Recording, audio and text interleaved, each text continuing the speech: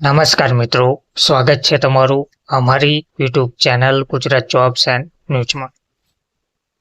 મિત્રો, ગુજરાત સરકાર દ્વારા એક ક્રાંતિકારી નિર્ણય લેવામાં આવી રહ્યો છે, જેમાં લાખો લોકોને આનો ફાયદો જોવા મળશે.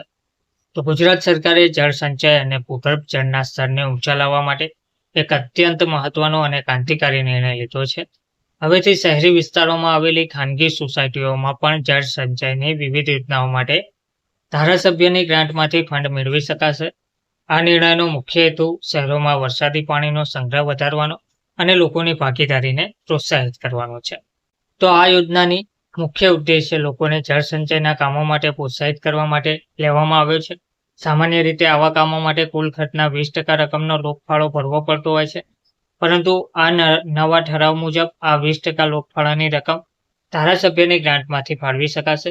આ એક ખૂબ જ રાહતરૂપ જોગવાઈ છે, જે નાગરિકોને આર્થિક બોજમાંથી મુક્તિ અપાવશે અને તેમને જળ સંચયના કામો કરવા માટે પ્રોત્સાહન મળશે.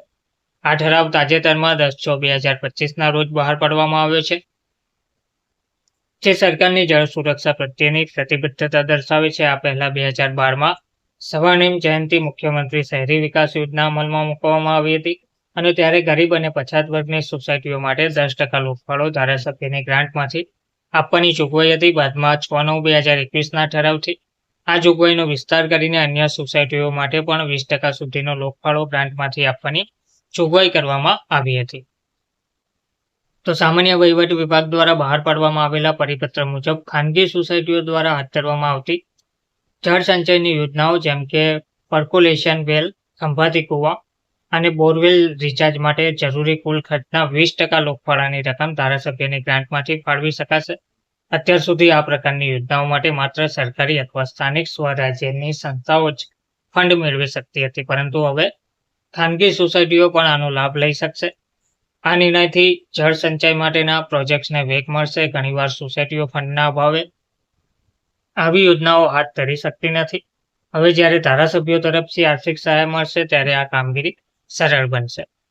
શહેરીકરણની સાથે ભૂગર્ભ જળના સ્તરો સતત નીચે જઈ રહ્યા છે.